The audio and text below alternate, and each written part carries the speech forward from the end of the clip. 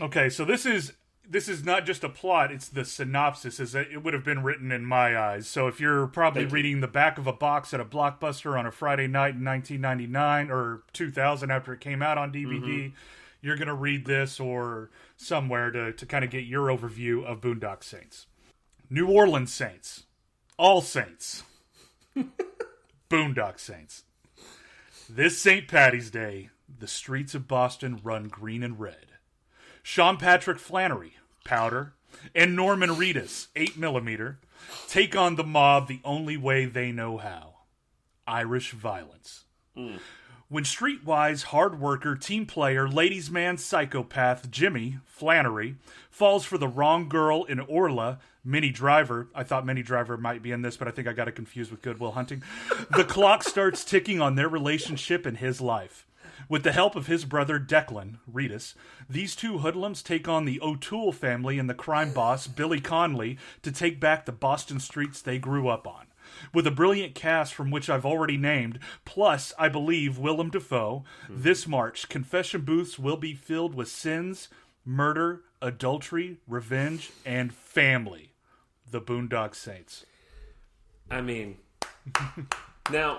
That was pretty good. If you had just read the first sentence, you're right on the money. I am pretty It's exactly much, what this movie's about. Yeah.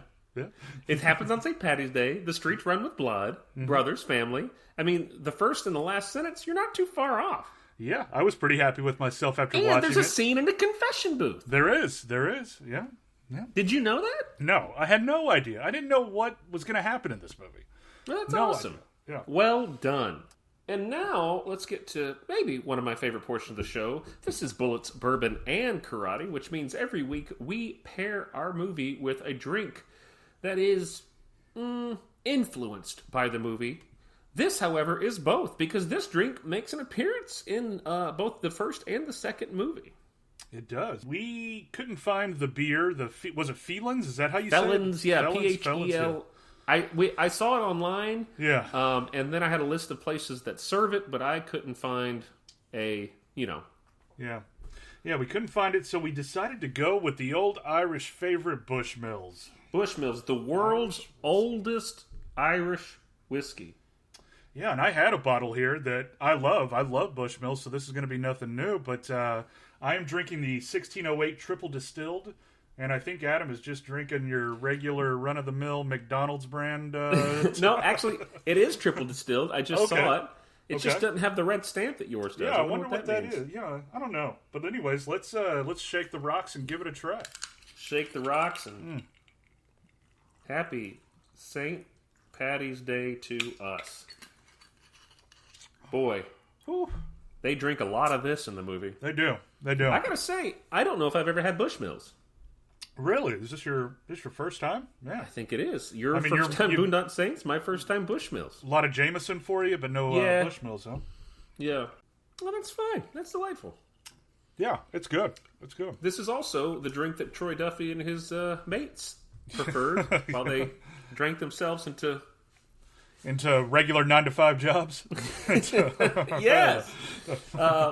Well, then let's get into the movie.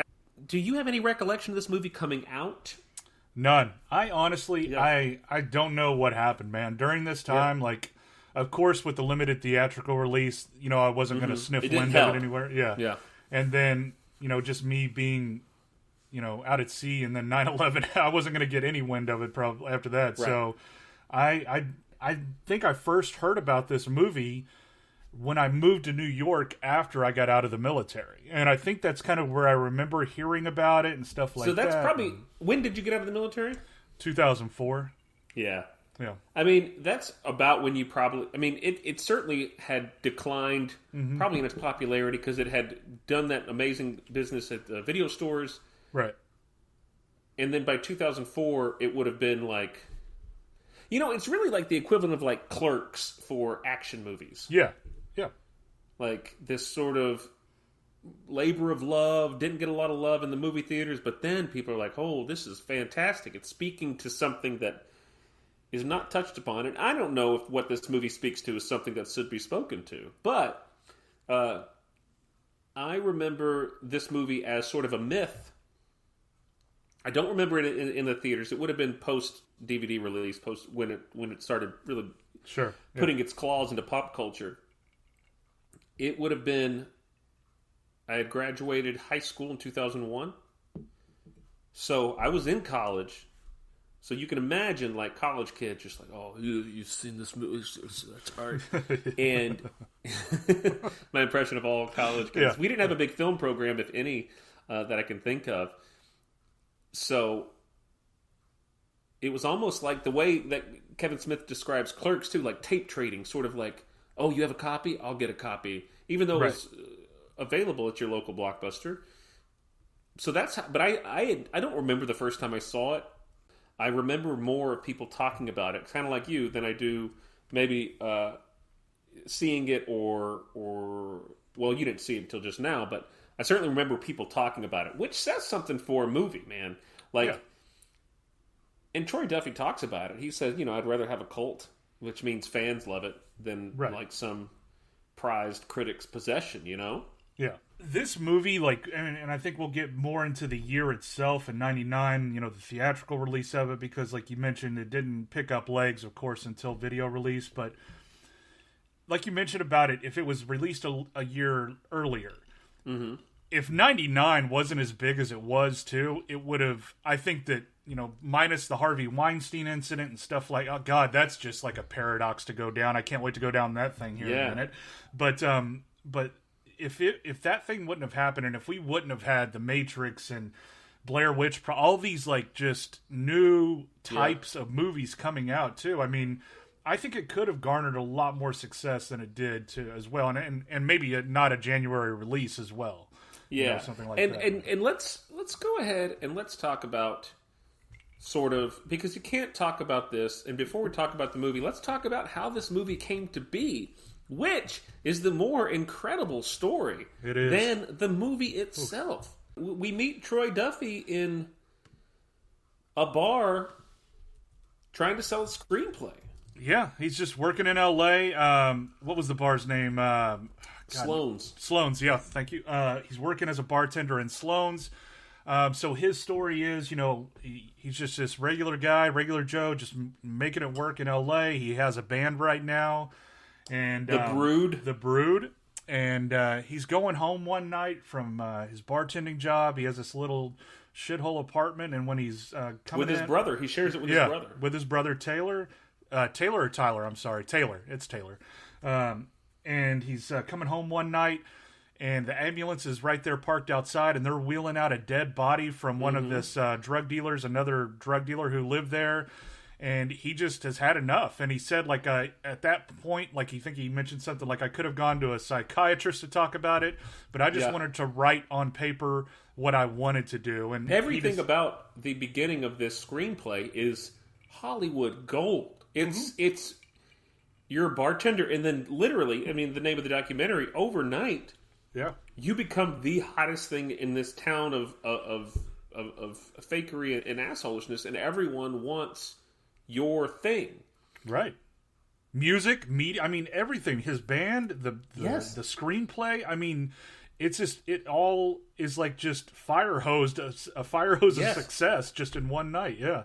Now, the legend goes that he had turned down a few offers already, or was in talks with a few people, but then here comes serial rapist Harvey Weinstein, and he walks into the bar, and Troy Duffy's like, yeah, I like him because he doesn't bullshit with me, he keeps it straight, and bought the screenplay for $300,000, gave him a $15 million budget, $700,000 up front to begin development, right? And what does he throw in, Marcus? Throws in the bar. Goes co-owners with him, decides to buy the bar as a sign of good faith. And yeah, I mean, now none of this is set in stone yet, of course. This is just all, here is what I'm offering. And Troy just immediately begins celebrating. He never stops celebrating. He never stops. He's in an interesting position. I really love the idea that he has. He says, like, his whole thing is like, I'm going to write these screenplays, and my band is going to be huge, and we're going to do the soundtracks for him. Like, what a fun thing. Like, he start their own production house with his best friends. It's great.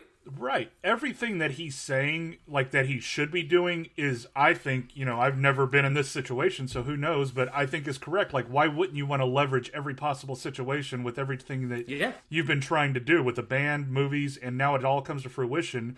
Yeah, have everything like that and do it. But he just turns into this egomaniacal man who, it's just overnight, it's so crazy. And I say first, let's take a step back maybe. And because one scene that I want to concentrate on too in Overnight, about getting this movie made, is that the barbecue that they have after all this has taken place. Oh my God. And everyone is here. We have Mark Wahlberg. John Goodman is there for some reason. I mean, I got to think that he just smelled a barbecue at that time and just like, yeah, let's go. And he's one of the many crazy names that were associated that I'm maybe sure were he looking was. at the Willem Dafoe character. I'm sure he was, yeah. And that's why I wanted to talk about this, because during this scene we kind of go into Keanu Reeves is a fake. I don't want that motherfucker on my set and everything too, and who he just loves and admires and who he just hates. First, this thing gets started off and everyone wants to be attached to it. Mm-hmm. Everyone. Like, it is not... When you read about, and we'll list some of them off, the names that were attached to either the brothers or Willem Dafoe's character, I mean, it's huge. It was originally going to be Mark Wahlberg and Stephen Dorff. Yeah. And that would have been really cool. It would have. Mark Wahlberg loved it. He was really into it. Would have been a very different movie. But, I mean, everyone wanted in on it. Brad Pitt. Yeah. Keanu Reeves. And then there's a very famous scene in this documentary where he says Ethan Hawke's a pansy and Brad Pitt can't act, and like just goes on this rant. He pretty much shores up everything that's been proven false in the next few years. But yeah, it's and I mean, even Patrick Swayze. Patrick Swayze was on deck, well deep into it. It shows him and Troy Duffy just hanging out. Yes. Like, I mean, I wonder what that conversation was. If only I could have been in those shoes to just hang with Patrick Swayze. Swayze fell out of the movie very close to it being produced. So he was very close. We would have had him in the Willem Dafoe character, which would have been really cool. Yeah, that would have. I would have loved to see Swayze just in there being his brilliant, beautiful self. Yeah. Jim Carrey was in talks at one point for that role. Yep. And then it touches on it in the movie, but I did a little more research, and it was pretty close that it was going to be John Bon Jovi as a brother. Yeah. What? I have no idea where they were going with this. Stallone was attached to the Dafoe character. Stallone, yeah. And apparently in these interviews, he would sit down with these people and talk, and he'd be like, you ever been in a fight? Like he wanted real tough guy shit, And apparently he and Ewan McGregor sat down. He talks about going to have a meeting with Ewan McGregor about it, and he shows up drunk, and they get an argument about the death penalty, and that goes away. I tell you what, though, I guess it's fitting to talk about the documentary before we talk about the movie, but this whole story really put me in my head about, like, man, you can be a person with a vision. You never let anything corrupt it, and then your vision isn't that good. Man, the balls on that guy, really. Like, the hubris and the amount of arrogance he has got him to where he is in a lot of ways, and it got him to where he is in the negative ways, too. But when do you, like, say, okay, I've gotten it this far, I'd love a different perspective on it while maintaining my vision, but he doesn't want any of that shit. He gets, in his contract as a screenwriter, he gets, in his very first thing, he gets to direct and have some final say on cast. Yeah, he gets final That's say. insane. Yeah, he gets final cut, final say. He gets casting. He gets to lead the casting on it. And I've thought the same thing. Like I mentioned, like the first maybe 15 minutes of this movie, I'm like, I like the balls on this guy. Like he wants to do it. He's like, here's my vision. Here's what I want to do. No, and he's like, I want these guys acting. I mean, who cares if you think Keanu Reeves is not good for the part, or if you don't like him? Like, hey, you know who you want. That's good. Like, now try to go after him, and if you can't get him, then go to your next one. But then there comes that time